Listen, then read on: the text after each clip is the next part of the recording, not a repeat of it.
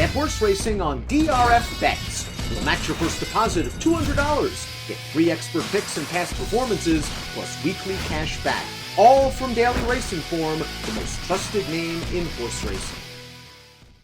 Hi everyone, David Aragona and Craig Milkowski here, taking a look at one of the Breeders' Cup races on that Future Stars Friday card. Craig, 5 Breeders' Cup races on this first day of the 2-day Breeders' Cup meeting, but while there are a few wide open races among them, probably not the case with the 9th race, the Grade 1 Breeders' Cup Juvenile, as there is a prohibitive 4-5 favorite on the morning line in the number 3 Cave Rock, and he looks pretty formidable against this crew.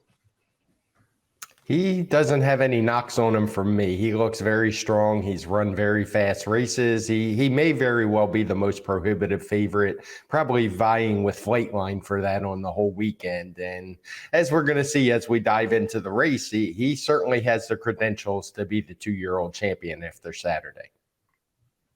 Well, let's throw up the field of 10 runners for this Breeders' Cup Juvenile. As we were saying, Cave Rock likely to be a heavy favorite in this spot, and many 20 and 30 to 1 shots on this morning line, including 3 that are probably going to be upwards of 50 to 1 by the time we get to post time. There are just many horses in this race that don't nearly stack up against Cave Rock on credentials or especially on speed figures. We'll get to that discussion in just a little bit. And Craig, I guess if you're looking for any chinks in the armor of Cave Rock, one could be that he is a front-running type and there is some other speed in this race. Let's take a look at the TimeformUS pace projector to see if that could possibly derail this favorite. And there is a speed horse drawn to the inside, the number 1 Hurricane J, who is stretching out from sprint races. So he seems like the one that's most likely to go after the favorite in the early going. He does, and I think drawing the inside post, that horse really has no chance, Hurricane J, or no choice, Hurricane J, but to move forward and try to get good position. I don't think that's going to affect Cave Rock very much. He's fast. I haven't seen anything in his races that would indicate he's headstrong and is going to try to fight with that horse. I think he can lay just off of him. And in that pace projector, we see the 10-horse National Treasure just to his outside. But being a stablemate of Cave Rock, it seems unlikely to me that those two would hook up in any kind of speed duel. Yeah, I think you make some really good points. The post positions probably have dictated how this race is going to go. And if that number 1 horse, Hurricane J, wants to get really aggressive from the inside post, it seems like both Baffert runners are post position or in post positions that will allow him to just go on to the front end and do whatever he wants to do for the first half mile of the race. Well, Craig, let's get into a discussion of this heavy favorite, Cave Rock, and we'll begin by taking a look at his last out victory in the Grade 1 American Pharoah at Santa Anita. This was the 3rd win in a row for Cave Rock in his 3-start career, also his first start around 2 turns, and he passed this stamina test with flying colors. It proved no problem for him, the 2 turns, and if anything, it might have been a better race than what we saw in the sprints. As you can see in the replay, he was just drawing away from the field. He was under encouragement. It's not one of those we often see where a horse was eased through the wire, but I wouldn't expect to see that when you see a horse that ran a 123 speed figure. And historically, as far as TimeformUS goes, this is one of the fastest 2-year-olds, if not the fastest, we've ever seen coming into the Breeders' Cup Juvenile. Yeah, it feels like you might have to go all the way back to 2010 and Uncle Mo, who was running some similar speed figures coming into his eventual victory in the Breeders' Cup Juvenile. I suppose some might also mention the namesake of the last race that Cave Rock won, American Pharoah. He, of course, didn't make the Breeders' Cup Juvenile that year, but was running some pretty fast speed figures as a 2-year-old. He's definitely one of the faster ones that we've seen in the past decade or so, Craig, and he's going to be awfully tough to beat in this race. As you said, he finished very strongly last time under encouragement, but he just has that way of going that's kind of reminiscent of his sire Arrogate, where he just has that steadiness to his stride, that relentless rhythm that's really tough for other horses to keep up with. So he seems like he is the real deal and going to be pretty formidable in this Breeders' Cup Juvenile. And I wouldn't argue with anybody who wants to assert that maybe his biggest rival is his Bob Baffert trainee, who's drawn all the way on the outside, who actually is coming in with one of the higher speed figures among the rest of this crew for his 2nd place finish, the American Pharoah last time.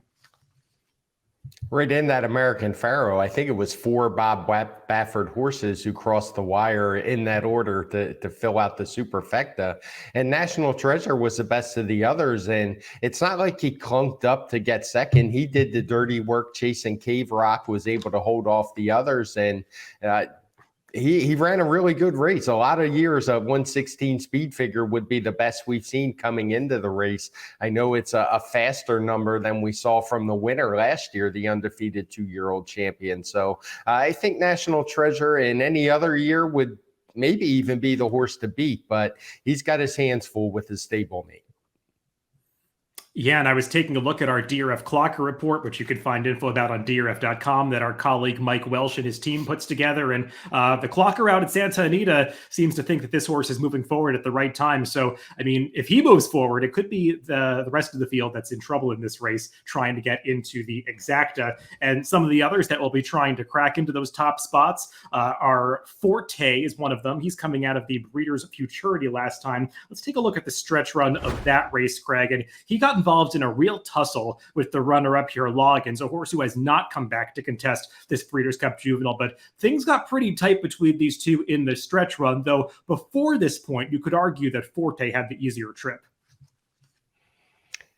Yeah, it was a game effort from him. It was also a very game effort from Loggins to fight back. But Forte's been fine. He's obviously 3 for 4 in his career. He threw that one clunker in the Sanford, but he handled the 2-turn test. But as you note, he did get quite a fast pace to close into, as you can see from all the red fractions in TimeformUS, whereas Loggins was up much closer early. And he still ran a good race, though. I don't want to knock it. He ran a 115 speed figure, very strong for this time of year. The question I have is he going to get that kind of setup this time? And I find it pretty unlikely, despite what we saw on the pace projector with that fast pace flag. I think we both kind of are a little dubious on that one and just how hot it's going to be. Yeah, I don't want to be too hard on this horse. He's obviously pretty accomplished coming in here with those 2 Grade 1 victories, both in the Breeders' Futurity and prior to that over that sloppy track in the Hopeful. But he was a pretty precocious 2-year-old for Todd Pletcher. I wonder how much improvement he still has left in him at the end of the year. So he's definitely in the mix, but I'm not sure that I'd want to be too confident in his chances to cause an upset in this race. Craig, what about the other Todd Pletcher trainee, the number 8, Lost Ark? When you go back and watch that Breeders' Futurity, he's the one you can point to that really did have a rough trip in there. He was in tight a few times, got steadied on the far turn when he was trying to launch a rally, did finish pretty far back, but he's one that you might want to give a pass to for that race. He's one I could see using in vertical place. He's a horse who, you look at his speed figures and they look underwhelming, but when you view that trip last time, it's kind of shocking that he was able to match his win from his previous race, the 99 speed figure. So I wouldn't put a lot of stock in that. It was his second try around 2 turns. We did talk about him on our pace cast when he won at Monmouth, trying that 2 turns in August. But he does have a long way to go. For me, he'd be more of a underneath, like 3rd or 4th kind of threat. The final major prep for the Breeders' Cup Juvenile that we'll take a look at is the Champagne. Let's check out the replay of that race, won by the Chad Brown-trained Blazing Sevens, who caused a bit of an upset here, going off at 8-1. And Craig, it just seemed like this horse finally put it together. He had won his debut impressively, but still looked a little green that day. Just didn't seem to handle that sloppy track 2 back in the Champagne, but handled the going much better at Aqueduct last time when he ran down Verifying, who's also in this race. And this might be the kind of Chad Brown horse that's moving forward at the right time. He is, and as we know, he's had some success in this race, and it's a horse whose speed figures are progressing, certainly last time. I do worry that he did it on a sloppy track. It's a bit of a conundrum that he didn't run at all on the sloppy track at Saratoga and then turned it around at Aqueduct. His speed figures, they still got a little way to go to reach the other 3 big contenders that we've talked about, but everything he did visually looked good. Yeah, I liked the way he sliced through the pack at the quarter pole to make that move. It just seemed like a horse that kind of had a light bulb moment in that race, and we'll see if he can do it around 2 turns on a fast track, but it does seem like he might have a little more upside than another closer like Forte. And as for Verifying, who was second in that Champagne, he is, of course, the younger half-brother to Midnight Bisou, who is very accomplished as a race mare. He's got a long way to go to match his sibling with just 2 starts under his belt, but he's shown some promise in each of those races. He could certainly improve. He took a big step forward last time. He wasn't able to hold off Blazing Sevens, but it's not like he was disgraced in defeat. He ran fine. He is going to have to take a big step up We've talked about Cave Rock. This isn't your normal season. I think he would be a stronger contender in other years. Let's talk about one more contender in this Breeders' Cup Juvenile. That is the number 9, Curly Jack. He's coming out of a different set of prep races. He last ran in the Iroquois at Churchill Downs back in September and did win that race in his first 2-turn attempt, Craig. But I question the quality of that Iroquois compared to some of the other races that we already talked about. And you can see that in the speed figure. Even though he won, he had a really good setup that day, sitting well off, not well off distance-wise, but back in the pack in a very fast-paced race for that time of year for 2-year-olds. He was able to get the job done, but he has a long way to go in the speed figure department. Craig, let's throw up our picks for this race, and no surprise, neither one of us is getting too creative in this Breeders' Cup Juvenile. We both have the number 3, Cave Rock, on top.